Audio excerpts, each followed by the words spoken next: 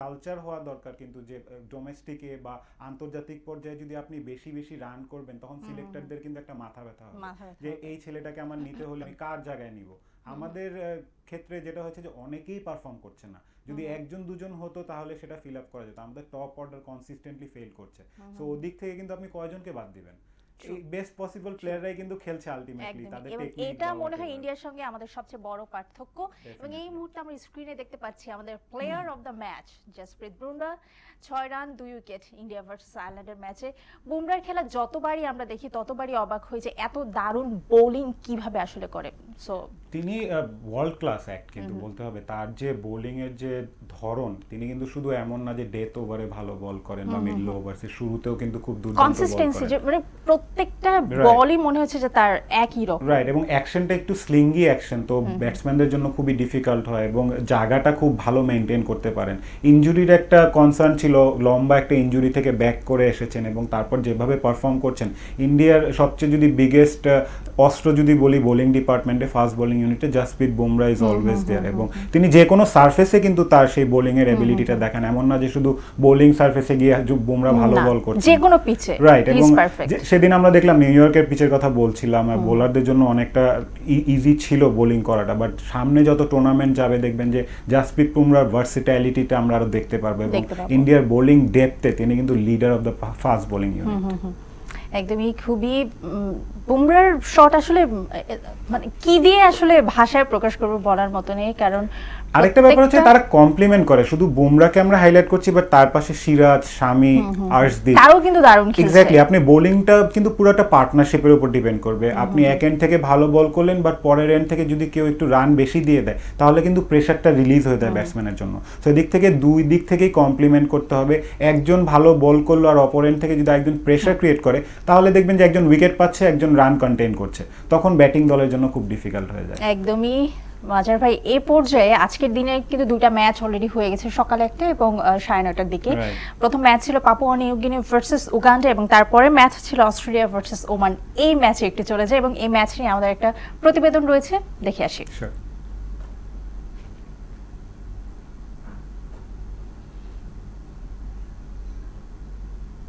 শুনতে পারবো না। দ্বিতীয় ম্যাচ টসের ব্যাট করতে নেমে ওপেনার ডেভিড ওয়ার্নারের 51 বলে 54 এবং মার্কাস স্টোয়াইনিসের 36 বলে 67 রানের অপরাজিত ইনিংসের উপর ভর করে 5 উইকেটে 164 রান করে অজিরা। জবাবে ব্যাট করতে নেমে 9 উইকেট হারিয়ে 125 রানে থামে ওমানের ইনিংস। 19 রান খরচায় 3 উইকেট শিকার করে ম্যাচ সেরাও হয়েছেন অজি অলরাউন্ডার মার্কাস স্টোয়াইনিস। অন্য ম্যাচে প্রথমবারের মতো বিশ্বকাপে খেলতে এসেই জয় পেয়েছে উগান্ডা। গায়ানার মাঠে পাপুয়া নিউ গিনিকে হারিয়েছে 3 উইকেটে। টসের ব্যাট করতে নেমে 19 ওভার 1 বলে 77 রানে গুটিয়ে যায় পাপুয়া। জবাবে 10 বল হাতে রেখেই জয়ে বন্দরে ভেড়ে উগান্ডার তরি। 56 বলে 33 রান করে ম্যাচ সেরা হন allrounder Riazat Ali Shah. Mudassira Ali, sports desk, Mohona সংবাদ। উগান্ডা।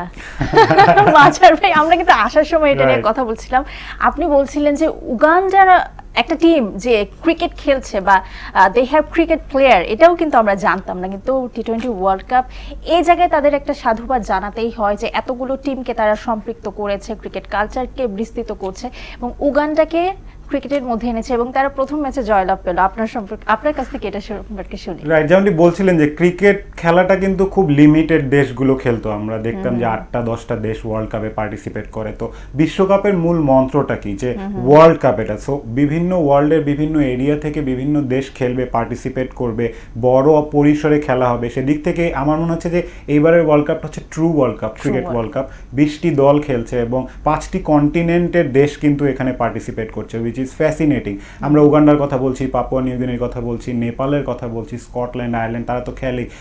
এই দলগুলো যখন ওয়ার্ল্ড কাপের মতো জায়গায় খেলতে যাবে তখন তাদের দেশের ফলোয়াররা কিন্তু এগুলো দেখবে, তখন গিয়ে তাদের ভিতরে ক্রিকেটটা সম্পর্কে আরেকটু ধারণা তৈরি হবে, আরেকটু ইন্টারেস্ট জাগবে। যখন দলগুলো জিতবে তখন কিন্তু সেই উচ্ছ্বাসটা হবে। আলটিমেটলি একটা দেশ বিশ্বকাপ, যে কোনো স্পোর্টসেরই বিশ্বকাপ হোক, বিশ্বকাপে গিয়ে যখন আপনার দেশ জেতে, এটার অনুভূতি কিন্তু অন্যরকম, ভাষায় প্রকাশ করা, রাইট। সো এদিক থেকে এই বিশ্বকাপটা আমি বলবো যে এই ফরম্যাটটা বেস্ট ফরম্যাট, এবং সামনেও আমি দেখতে চাবো যে এই ধরনের ফরম্যাটে যাতে আরো দল সুযোগ পায়, তাহলে এই দলগুলোর মধ্যে থেকে কিন্তু একদিন একটা বড় দল হয়ে পরিণত হবে। আমরা আফগানিস্তানের কথা যদি বলি, শুরুর দিকে কিন্তু আফগানিস্তানও কিন্তু অ্যাসোসিয়েট নেশন হিসেবে কিন্তু তারা এসেছিল, বাট এখন কিন্তু দেখেন তাদের প্রোগ্রেসটা, তাদেরকে সেই প্রমোশনটা দেওয়াটা খুবই ইম্পর্টেন্ট। টি-20 ফরম্যাট দেখে হয়তো ইউএসএ এটাকে অ্যাডাপ্ট করতে চাচ্ছে, কারণ শর্ট পেস খেলা, তারা ইউএস এর মতো একটা দেশ যেখানে রাগবি হচ্ছে তাদের main sports, baseball, basketball, right, এবং সেই দেশে যে ক্রিকেট হচ্ছে, আমি পার্সোনালি যখন প্রথম শুনলাম যে ইউএসএ ক্রিকেট খেলছে, আমি নিজেই অবাক ছিলাম। রাইট, ওরা কিন্তু খুব তাদের বিভিন্ন কন্টিনেন্টের প্লেয়াররা খেলতো, ইন্ডিয়া, পাকিস্তান, শ্রীলঙ্কা, এই ধরনের দেশের যারা নাগরিক, ইউএসএ নাগরিক, তাদেরকে নিয়ে টিম গঠন করতো। বাট যখন তারা রিয়েলাইজ করলো যে এটার একটা বড় একটা সুযোগ রয়েছে তাদের, তারা কিন্তু ইনভেস্ট করা শুরু করেছে। ক্রিকেট ওয়ার্ল্ড কাপ হোস্ট করা itself a very big achievement for USA, এবং এত স্বল্প সময়ের মধ্যে, আমি বলছিলাম যে 3 মাস আগেও কিন্তু ওখানে স্টেডিয়াম ছিল না, তো তারা কি সময়ের মধ্যে, এই সময়ের মধ্যে যেভাবে নিজেদেরকে প্রিপেয়ার করেছে, অ্যাজ এ টিমও যদি বলি, আমরা বাংলাদেশ কিন্তু তাদের কাছে সিরিজ হেরেছি। এটা বাংলাদেশের ক্রিকেটের সবচেয়ে ডার্কেস্ট চ্যাপ্টার, বাট আপনি যদি ইউএস এর পয়েন্ট অফ ভিউ থেকে চিন্তা করেন, এটা তাদের ক্রিকেটিং জার্নির জন্য অনেক বড় একটা মাইলফলক। এবং ওয়ার্ল্ড কাপেও কিন্তু কানাডাকে তারা 194 চেস করেছে। They played really good cricket, এবং তাদের কিছু খেলোয়াড় রয়েছে, জোনস একজন রয়েছে, Michael Jones, he played really well. So এদিক থেকে ইউএসএ যত এরকম দল যখন আসবে, ইউএসএ তো পরাশক্তি বলি আমরা অর্থনৈতিকভাবে, বা যখন এই ধরনের দল ক্রিকেটে ইনক্লুড হবে, ক্রিকেটের মার্কেটটা বড় হবে, দর্শক সংখ্যা বড় হবে, এবং আলটিমেটলি আমরা যারা দর্শক রয়েছি আমাদের জন্যই ভালো। এবং আমরা এই পর্যায়ে স্ক্রিনে দেখতে পাচ্ছি আমাদের উগান্ডার ম্যাচে প্লেয়ার অফ দ্য ম্যাচ হয়েছিলেন রিয়াজাত। তার সম্পর্কে, তার পারফরমেন্স নিয়ে মাঝার ভাই আপনার কাছ থেকে একটু শুনি। ছোট দলের বড় তারকা, আমার কাছে এই প্লেয়ারগুলোকে মনে হয় যে তারা কিন্তু, আমরা হয়তো তাদেরকে খুব বেশি ফলো করি না, পাপুয়া নিউ গিনির খেলা, উগান্ডার খেলা, বাট তারা কিন্তু অনেক ম্যাচ খেলে নিজেদের মধ্যে। টি-20 ফরম্যাটটাকে আইসিসি একটা ভালো জিনিস করেছে যে আপনি টি-20 ইন্টারন্যাশনাল যে কোনো দেশের সাথেই খেলতে পারবেন, যে কোনো দেশ। সো এরা কিন্তু অনেক ম্যাচ খেলে, এবং তাদের ওই যে বললাম না, বিভিন্ন কন্টিনেন্টের প্লেয়াররা ওই দেশে যায়, নাগরিকত্ব পায়। Riazat, as far as I know, উগান্ডার তিনি নাগরিক ওই সূত্রে হয়েছেন, এবং তারাই ক্রিকেটটাকে এখন এক্সপ্যান্ড করছেন। সো আলটিমেটলি এশিয়া সাবকন্টিনেন্টের কিন্তু একটা বড় ভূমিকা রয়েছে যে ক্রিকেটটাকে এক্সপ্যান্ড করার জন্য। He is a very good player, obviously, no doubt. 33 run করেছেন, এবং 56 বল, রাইট, এবং ম্যাচ উইনারের জন্য যতটুকু ইম্পর্টেন্ট সেই রোলটা প্লে করেছেন। হয়তো টার্গেট বড় ছিল না দেখে বেশি বল খেলেছেন, বাট আমার মনে হয় সামনে গিয়ে আরো বেটার করবেন। একদমই, তাদের জন্য আসলে গুড লাক। তবে মাঝার ভাই এই পর্যায়ে নিব ছোট একটি বিরতি। দর্শক, নিচ্ছি ছোট্ট একটি বিরতি, কোথাও যাবে না, থাকুন বিশ্বকাপের মোহনায়।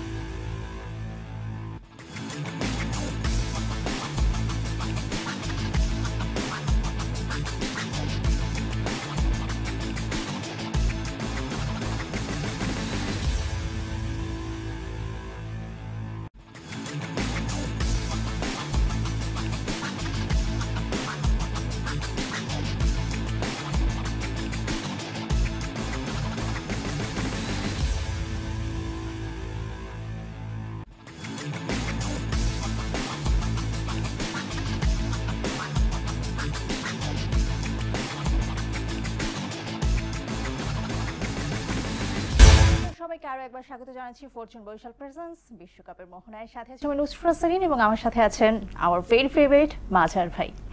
মাঝার ভাই, যে প্রসঙ্গে এ পর্যায়ে চলে যেতে চাই সেটা হচ্ছে United states of America versus Pakistan, যেটা ইউএসএ নিয়ে শুরুতেই আমরা যদিও কথা বলছিলাম, এবং ইউএসএ এর সাথে পাকিস্তানের খেলা।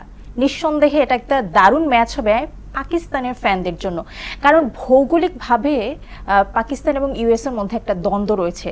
সেহেতু দুইটা টিমই চাইবে কিন্তু এই ম্যাচটা জয়লাভ করতে, স্পেশালি পাকিস্তান। আপনার কি মনে হয়? Right, definitely. এবং পাকিস্তান অবভিয়াসলি বড় টিম এগেইনস্ট ইউএসএ, তারাই ফেভারিট থাকবে। বাট ওয়ার্ল্ড কাপের শুরুটা যেহেতু তারা চাবে যে একটু পজিটিভলি করতে, এবং ইউএসএ কিন্তু ভালো ক্রিকেট খেলছে যেমনটা আমরা বলছিলাম। সো এদিক থেকে লাইটলি নেওয়ার কিন্তু কিছু নাই যে আমরা ইউএসএ এর এগেইনস্টে খেলছি। এবং পাকিস্তান খুবই আনপ্রেডিক্টেবল একটা দলও কিন্তু সবচেয়ে আনপ্রেডিক্টেবল ক্রিকেটে আমি যদি বলি পাকিস্তানের মতো আনপ্রেডিক্টেবল দল হয় না, বাট তাদের কিছু কোয়ালিটি প্লেয়ার রয়েছে, তারাও কিন্তু শিরোপার জন্য একটা বড় দাবিদার। আমি যদি বাবর আজমের কথা বলি, ব্যাটিং এ রিজওয়ান রয়েছে, শাদাব খানকে কিন্তু ইনক্লুড করা হয়েছে, মোহাম্মদ আমিরকে ইনক্লুড করা হয়েছে, রিটায়ারমেন্ট থেকে তিনি ব্যাক করেছেন, শাহিন শাহ আফ্রিদি ফাস্ট বোলিং এ তিনি থাকবেন স্পেয়ার হেড। সে যখন বোলিং এ নামবে তখন তার যে দুর্ধর্ষ বোলিং, এটা নিয়ে তো আসলে রাইট, ডেফিনেটলি। এবং পাকিস্তানের এইবারের ওয়ার্ল্ড কাপটাও খুবই ভাইটাল হবে, কারণ তারাও কিন্তু অনেক বছর ধরে কিন্তু সেই আইসিসি টাইটেলটা জিততে পারছে না। তাদেরও কিন্তু সেই কি বলবো যে ইন্টারেস্টটা থাকবে ভালো ক্রিকেট খেলার। কারণ মনে হয় যেই দিন আমরা মনে করি পাকিস্তান জিতবে, ওই দিনই তারা পরাজয় বরণ করে। আর এমন সিচুয়েশন থেকে যে জেতা ম্যাচটা তারা হেরে যেতে পারে, এরকম একটা আনপ্রেডিক্টেবল থাকে তারা। আবার এমনও রয়েছে 92 ওয়ার্ল্ড কাপের কথা যদি বলি, শুরুতে তারা একটা ছোট দলের কাছে হেরে গিয়ে ওয়ার্ল্ড কাপ জিতেছিল কিন্তু। সো পাকিস্তানকে কখনো লাইটলি নেওয়া যাবে না। তারা যতই শুরুটা তাদের খারাপ হোক বা হোয়াট এভার হোক, আপনি আলটিমেটলি লাস্ট পরে গিয়ে পাকিস্তানকে যদি না দেখবেন, তখন বলবেন যে পাকিস্তান দলটা থাকা উচিত ছিল। এরকম একটা দল এটা মানে টুর্নামেন্টে পাকিস্তান থাকবে না, আমাদের সাবকন্টিনেন্টের জন্য একটা বড় একটা ঘাটতি। এবং তারা খুব স্পাইস অ্যাড করে কিন্তু, আপনি দেখবেন তাদের দলেও কিন্তু যথেষ্ট ক্যারেক্টার রয়েছে, খুবই ইন্টারেস্টিং সব ক্যারেক্টার রয়েছে। সো এদিক থেকেও পাকিস্তানের ফ্যান বেস যেমনটি বলছিলেন ইউএসএ তে হিউজ কিন্তু, হোস্টের সাথে খেলা। বাট আমার মনে হচ্ছে যে পাকিস্তানি সাপোর্টাররা আউট নাম্বার করবে ইউএসএ এর দর্শকদেরকে। রাইট, সো এদিক থেকে আমার বাজি তো অবশ্যই পাকিস্তানের উপরে, বাট আমি চাবো যে খেলা যাতে ফাইট হয়। এবং ছোট দল, আমি বারবার বলি, ছোট দল এই টুর্নামেন্টে সবচেয়ে বড় সুযোগ নিজেদেরকে বড় বলে প্রমাণিত করা। নামিবিয়া এবং ওমানের মতো যাতে একটা ম্যাচ হয়। হ্যাঁ, তাই ম্যাচ, রাইট। তবে এই মুহূর্তে আমরা একটা প্রতিবেদন রয়েছে, প্রতিবেদনটা দেখে আসি। টি-20 বিশ্বকাপের 10টি ম্যাচ মাঠে গড়ালেও এখনও শুরু হয়নি ফেভারিট পাকিস্তানের অভিযান। তবে ক্রিকেট পাগলদের অপেক্ষার অবসান ঘটিয়ে টেক্সাসের ডালাসে আসরের একাদশ এবং গ্রুপ এর তৃতীয় ম্যাচে যৌথ আয়োজক যুক্তরাষ্ট্রের বিপক্ষে মাঠে নামতে যাচ্ছে বাবর আজমের দল। নতুন দল হিসেবে যুক্তরাষ্ট্রের যে পারফরম্যান্স, তাতে সতর্কতার বিকল্প নেই পাকিস্তানিদের। গ্র্যান্ড প্রেরি স্টেডিয়ামে আসরের প্রথম ম্যাচ কানাডার দেয়া 194 রানের টার্গেট 3 উইকেট হারিয়ে টপকে যায় মার্কিনিরা। আবার বিশ্বকাপ শুরুর আগে বাংলাদেশের বিপক্ষে টি-20 সিরিজও তারা অনেকটা হেসে খেলে জিতে নেয়।